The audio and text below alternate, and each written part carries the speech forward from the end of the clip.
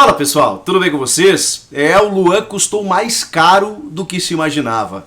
Como foi, afinal de contas, essa operação? E outros negócios do clube também sofreram ajustes. Quem se responsabiliza por isso? Chega mais, eu sou o Chico Garcia, inscreva-se no canal, vamos juntos!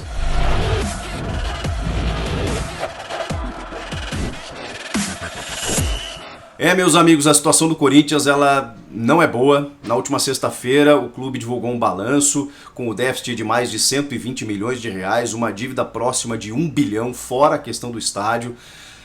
Eu já falei aqui que o Corinthians precisa ter um alerta no que diz respeito ao seu time para a temporada que vem pela frente, porque a distância do 12º colocado, onde o Corinthians terminou o Campeonato Brasileiro, para o 17º ela não é muito grande, e quando a gente olha esse time jogar, com todas as dificuldades, limitações que o técnico tem, e uma ausência tática de jogadas e tudo mais, quando você vai enfrentar equipes que até de menor expressão, mas mais competitivas, você vai sofrer. Vai ser mais um ano duro para o Corinthians, que não esboça no seu horizonte nenhum tipo de contratação. Por quê? Porque errou muito lá atrás. Porque cometeu muitos erros e hoje, claro, além da dívida enorme batendo em 1 bilhão, tem a dívida a curto prazo. Aquela que você precisa pagar imediatamente, que está próxima de 500 milhões de reais. Fora os salários atrasados, já está difícil se autossustentar. Imagina contratar jogadores. É por isso que a gente não vê nenhum movimento do Corinthians para contratar e nem vai ver. Tem muita gente perguntando aí, e os 2 jogadores citados pelo Neto. Eu não sei de informação nenhuma de que o Corinthians vai contratar esses jogadores. Especularam aí o Tiquinho Soares também, que já foi especulado no Palmeiras também. Não tenho essa informação. Obviamente que o Corinthians, se tiver uma oportunidade de mercado, pode até contratar aquele jogador que vem só pelo salário, mas de novo o cara vai ter que optar jogar no Corinthians e receber um salário menor do que ele receberia em várias outras equipes. Porque o Corinthians não tem hoje poder de fogo, poder de barganha. E o cara sabe que o mês no Corinthians ele dura mais do que 30 dias. Ele pode demorar um pouquinho mais para receber esse salário. Isso tudo mancha a imagem do clube no mercado. Já não está na Libertadores, que é um atrativo para o jogador poder jogar. Pô, mas tem a Libertadores, tem uma visibilidade, tem uma vitrine. O Corinthians sempre tem uma vitrine grande. Essa é o grande mérito do Corinthians. Todo jogador, não digo todo, né, mas a maioria gostaria de jogar no Corinthians porque sabe que tem uma visibilidade diferenciada. Mas assim, até por ali, né? Se na competitividade o cara tiver a possibilidade de ir para outro clube que paga em dia, que está mais estruturado, que disputa grandes competições, que tem perspectiva de título, vocês acham que o cara vai optar o quê? Por qual time? Mas enfim, eu queria falar sobre essa divulgação do balanço na sexta-feira, que revelava um valor diferente, pelo menos daquilo que se imaginava que o Corinthians pagou para obter o meia Luan, contratado junto ao Grêmio no final de 2019 e início de 2020. O valor inicialmente, que inclusive foi revelado pelo Grêmio, não pelo Corinthians, o Grêmio publica, na época, que faz a venda por 50% dos direitos econômicos do Luan por 5 milhões de euros. Na época, a cotação em torno de 22 milhões de reais. Só que na sexta-feira, estranhamente, esse balanço publicou que o Corinthians tinha pago um pouco mais, 28,9 milhões, mas por 100%, e depois se corrigiu. Que essa operação envolvendo comissão de agentes, luva para o jogador e mais o valor pago ao Grêmio, ele correspondia a apenas 50% do valor do atleta. Ou seja, quase 30 milhões de reais por apenas 50%.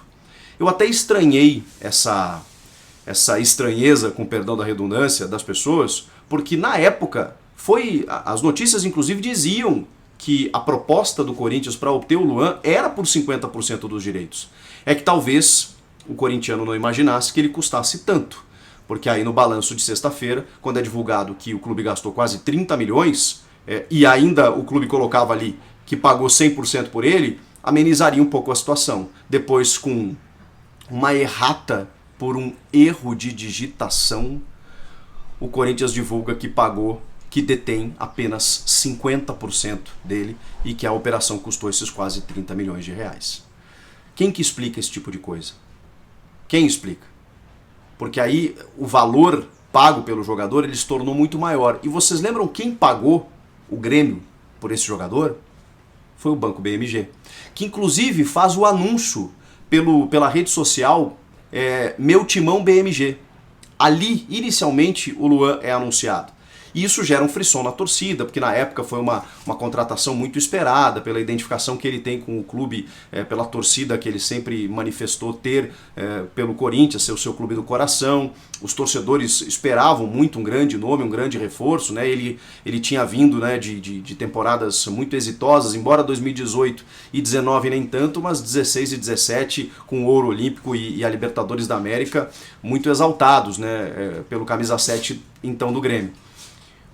O BMG, quando anuncia, muitos torcedores, né, falam que vão se cadastrar no banco e tudo mais, e aquela coisa toda, se associar, né? O BMG foi o investidor dessa contratação. Então o BMG pagou esse montante à vista. Só que aí a dívida ficou com o Corinthians. Nesse balanço foi divulgado também que desses quase 30 milhões, a dívida foi amortizada em apenas 7 milhões. Por quê? Porque o Corinthians está pagando a longo prazo o jogador. O BMG pagou à vista o Grêmio. E o Corinthians está pagando a longo prazo por essa dívida do investidor. Ou seja, ainda faltam 22 milhões de reais para o Corinthians pagar o Luan, um jogador que ainda não deu certo, que ainda não correspondeu. O GE publicou hoje, nessa terça-feira, um especial sobre o Luan, ouvindo jogadores que foram pessoas que promoveram ele na época das categorias de base, quando o Grêmio contrata ele do América de Rio Preto, interior de São Paulo, ainda depois de uma grande atuação na Copinha, ele chega na base do Grêmio. O Júnior Chávari foi o responsável por isso, responsável pelas categorias de base do Grêmio. Depois o James Freitas, que foi técnico auxiliar do Roger, o Roger Machado, que também fez a promoção dele para os profissionais, o Anderson Moreira participou muito desse processo, depois o Felipão e aí, consequentemente, o Roger e o Renato Gaúcho, que acabou, né, pegando a melhor fase do Luan, pelo jeito de jogar do Grêmio também. O especial é muito bacana porque fala disso, né? O Luan precisa de aproximação, precisa de tabela, precisa flutuar entre as linhas, ele precisa ter essa orientação tática também. No Corinthians, que tá bagunçado, que tá difícil da gente encontrar algum modelo de jogo, modelo de time, desde o Thiago Nunes, com o Diego Coelho e agora com o Mancini, tá difícil realmente. Vai ficar complicado para qualquer jogador se destacar. A gente tem aí o caso recente do Matheus Vital, que foi um jogador que chamou a responsabilidade, mas outros tantos ali oscilaram e não conseguem se destacar. E, de novo, não estou aqui defendendo o Luan. Inclusive, por ele não ter entrado nas últimas partidas, eu acho que o Corinthians tinha que tomar uma decisão. O Corinthians ou o jogador. Eu sei que tem contrato, que você não pode simplesmente mandar embora, ou o jogador não pode simplesmente bater no peito e dizer, tá, então não me usa, eu vou ficar aqui treinando separado ou eu não quero mais jogar. Não é assim que funciona. Mas no afã, né, da indignação pela falta de resultados, você acaba querendo que todo esse problema encontre uma solução. Seja o jogador mesmo chegar para o treinador e dizer assim, cara, pô, inadmissível, né? Você não me botar num jogo desse. Isso não é nenhum desrespeito, não é nenhuma quebra de hierarquia, é simplesmente você conversar e dizer, pô, por que você não me dá uma chance? Deixa eu resolver. Deixa eu lá, porque eu acho que falta isso no Luan também. Eu sei que ele tem um temperamento um pouco mais, né, mais introspectivo, mas eu acho que falta isso nele também. E o clube também, né? O clube tem que entender que, pô, gastou tudo isso no cara. Vai ficar até quando com essa situação para mantê-lo no banco de reservas? E aí ele não entra contra o Retrô? Não entrou em vários jogos em que a gente olhava e via, meu Deus do céu, o Corinthians está sem jogadores por Covid, com lesão, suspensão, e nem assim o Luan joga? Tem alguma coisa errada, né? Eu sei que tem alguns jogadores, já falei sobre isso, que demoram um tempo para se firmar no clube, ainda mais um clube como o Corinthians, que tem muita pressão. Mas a gente já está na segunda temporada, tem todo esse contexto da pandemia, de paralisações, de jogos que não acontecem. Eu sei que isso atrapalha e bagunça muita coisa. Mesmo assim, pela qualidade que ele tem, por tudo que o Corinthians investiu, ainda se esperava mais. Mas vamos lá, quero falar para vocês que nesse balanço tem outros ajustes, hein? O Ângelo Arauz, por exemplo, custou 25 milhões de reais, gente. 24 milhões de reais. E aí o Corinthians pelo menos divulgou que esses 24 milhões correspondem a 100% dele. E não 20% como o balanço tinha divulgado. Olha essa divergência, gente. 20% para 100%. Pelo amor de Deus, quem é que tá cuidando disso? O Ramiro, que o Corinthians pagou 20 milhões de reais, Aí ele corrigiu o clube, que na verdade esses 20 milhões correspondem a 80% e não 70%. Ok. E o Cantilho, Victor Cantilho, que custou 10 milhões de reais e o clube tinha divulgado que correspondiam a 100%. Não, correspondem a 70%. Essas porcentagens, essas divergências, elas representam uma divergência de valor do jogador. Então não é meramente uma questão burocrática e estatística lá, não, mas é só uma questão da porcentagem. Peraí, muda tudo, né? Quase 30 milhões pelo Luan, de 100% para 50%, muda completamente. O Corinthians só tem 50% do Luan e pagou 30 milhões de reais por isso. Ou seja, é um jogador que vale 60 milhões. Quanto que o Corinthians vai conseguir vender ou reaver esse valor de quase 30 milhões por 50% do jogador? Quem que se responsabiliza por esse tipo de erro, por esse tipo de negócio mal feito? E olha, tá aqui um cara que acha que o Luan valia esses 5 milhões de euros na época em que o Corinthians contratou. Mas por 100%, né? Pelo menos. Na época que ele foi contratado, você pagar 5 milhões de euros por 100% dele, 50%. Enfim, eu acho que o Corinthians está num caminho muito perigoso. A gente já viu outras equipes enfrentar esse tipo de coisa recentemente. O Cruzeiro talvez seja o maior exemplo disso, porque inclusive caiu para a Série B e não conseguiu voltar. Por quê? Porque a dívida estava em 1 bilhão, a dívida a curto prazo era muito alta também, e o clube faliu.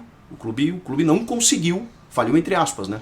Não conseguiu manter os seus compromissos e não conseguiu, enfrentou uma Série B muito competitiva em que a receita da televisão não era a mesma da Série A e tá aí, penando para voltar para a elite do futebol. Então o meu alerta é um alerta. O risco existe. Não só de Série B, não estou falando nem... Claro, porque isso é o objetivo final que mais desagradaria o torcedor. Mas existe um caminho até lá. Do clube quebrar, do clube fazer contratos como está fazendo, de ter esse déficit que só cresce, de ter essa divergência financeira e ter um time limitado, como a gente tem visto. Perspectiva é dura, hein? Comenta aqui embaixo, inscreva-se no canal, eu volto na próxima. Tchau!